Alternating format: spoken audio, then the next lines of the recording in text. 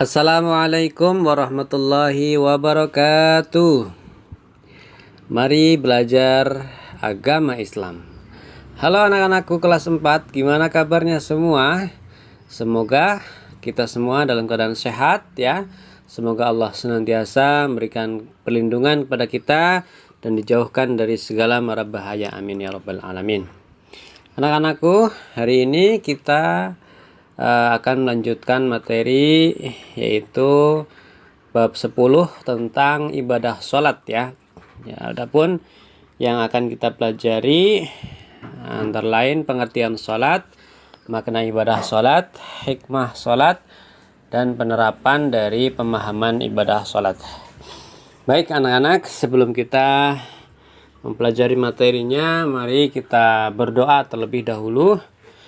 Semoga dilancarkan, diberikan ilmu yang banyak dan manfaat. Angkat kedua tangannya, kita berdoa bersama-sama.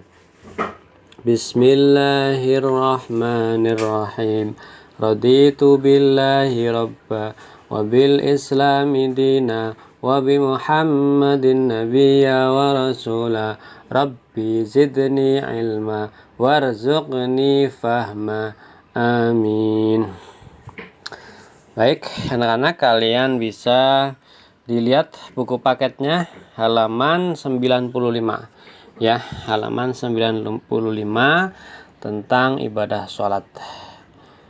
Bapak akan menceritakan terlebih dahulu tentang seorang anak yang bernama Farid ya. Farid adalah anak yang soleh. Setiap hari dia rajin pergi ke masjid ya, sholat asar, sholat maghrib, sholat isya, subuh, duhur. Farid ini selalu pergi ke masjid untuk sholat berjamaah. Nah, sejak kecil Farid itu memang sudah diajarkan sholat oleh kedua orang tuanya. Orang tuanya mengajarkan bahwa sholat itu dapat mencegah seseorang dari perbuatan kejahatan, dari berbuat kejahatan dan tercela. Maka tidak heran jika Farid selalu bersikap dan bertindak mulia, berakhlak yang baik. Oleh karena itu, Farid disenangi oleh teman-temannya dan disayang orang tuanya. Nah, teman-teman, maukah kalian seperti Farid? Disenangi teman-teman dan disayangi orang tua? Oleh karena itu, mari kita laksanakan sholat. Nah, sholat itu apa sih? Sholat secara bahasa bermakna doa. Sholat bermakna doa. Sedangkan secara istilah, sholat itu merupakan suatu ibadah wajib ya, yang terdiri dari ucapan dan perbuatan yang diawali dengan takbiratul ihram dan diakhiri dengan salam ya, dengan rukun dan persyaratan tertentu. Ya, adapun dalam sehari umat Islam itu wajib mengerjakan 5 sholat ya, 5 waktu. Sholat 5 waktu yaitu subuh 2 rakaat, duhur 4 rakaat, asar 4 rakaat, maghrib 3 rakaat, dan isya 4 rakaat. Itu sholat wajibnya ya.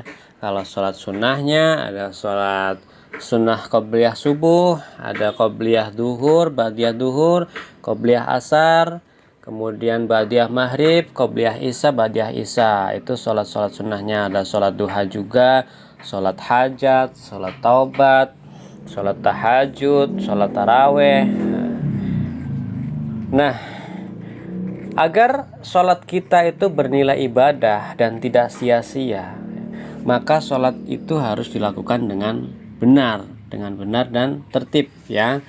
Nah, karena apa? Menurut hakikatnya, sholat itu menghadapkan jiwa kepada Allah, yang bisa melahirkan rasa takut kepada Allah dan bisa membangkitkan kesadaran yang dalam pada setiap jiwa terhadap kebesaran dan kekuasaan Allah. Sholat itu menyembah Allah, kita mengakui bahwa kita lemah ya, kita membutuhkan pertolongan Allah. Kita mohon kepada Allah dijauhkan dari segala mara bahaya. Kita memohon agar selalu berada di jalan yang benar, agar mendapat ridho Allah, masuk surganya Allah. Nah, ini Syarat-syarat sah sholat ya. Sholat itu harus benar, harus khusyuk, harus tertib ya. Bagaimana sholat supaya sholat kita sah? Syarat-syarat sah sholat yang pertama adalah telah masuk waktu sholat ya. Ketika kita mau sholat subuh, kita pastikan waktunya itu sudah masuk sholat subuh. Kemudian menghadap kiblat ya, menghadap kiblat. Kemudian menutup aurat. Menutup aurat bagi laki-laki itu dari bawah lutut sampai atas pusar ya. Kalau perempuan seluruh badan kecuali wajah dan telapak tangan.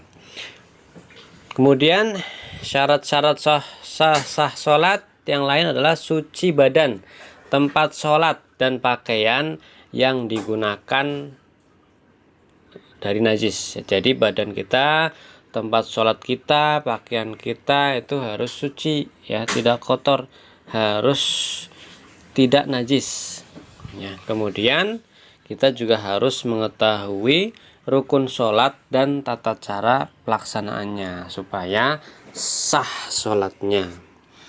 Kemudian rukun sholat. Nah, ini rukun sholat ini adalah yang menjadikan sahnya sholat. Kalau salah satu rukun ini ditinggalkan, sholatnya tidak sah. Nah, rukun sholat yang pertama adalah niat ya. Niat dalam hati sambil takbiratul ihram ya. Usalli fardhas subhi rak'ataini mustaqbilal qiblati adaan ma'muman lillahi ta'ala. Niat. Kemudian yang kedua, berdiri tegap bila mampu ya. Tapi kalau tidak mampu karena sakit misalkan, maka diperbolehkan duduk atau berbaring ya. Kalau sakit parah tidak bisa berdiri. Kemudian takbiratul ihram ya. Jadi niat itu dibarengi dengan takbiratul ihram, mengangkat kedua tangan. Kalau laki-laki sejajar telinga, perempuan sejajar dengan bahu. Kemudian rukun yang keempat, membaca suratul Fatihah pada setiap rakaatnya. Suratul Fatihah. Kemudian yang kelima ruku, yang keenam i'tidal, yang ketujuh sujud, yang kedelapan duduk di antara dua sujud, yang kesembilan duduk tasyahud akhir, yang kesepuluh membaca tasyahud akhir, yang kesebelas membaca sholawat Nabi, yang ke-12 mengucap salam pertama, dan 13 tertib dilaksanakan secara berurutan ya. Nggak boleh acak, kalau acak nggak sah sholatnya. Jadi ada 13 rukun sholat yang tidak bisa, yang tidak boleh kita tinggalkan ketika sholat. Nah, ini contohnya takbiratul ihram. Ini contohnya perempuan ya, mengangkat kedua tangan sejajar bahu, takbiratul ihram sambil niat. Kemudian doa iftitah, dilanjutkan surah Al-Fatihah dan surat lain. Kemudian ruku ya, subhana rabbiyal azimi wa bihamdi. Ruku itu harus lurus ya, tidak boleh terlalu merunduk atau menengadah. Kemudian bangkit dari ruku atau i'tidal, sami Allahu liman hamidah, rabbana lakal hamdu. Kemudian sujud, kemudian duduk di antara dua sujud, kemudian sujud lagi, kemudian berdiri lagi rakaat kedua sama seperti rakaat pertama, baca surat Al-Fatihah, kemudian surat lain, kemudian duduk tasyahud akhir, membaca tahiyat dan salam. Nah, adapun hal-hal yang makruh dalam sholat ya. Yang makruh nih, yang pertama adalah menengadahkan pandangan ke atas. Jadi sholat menghadap ke atas itu makruh. Meletakkan tangan di pinggang, menoleh atau melirik ke kanan kiri.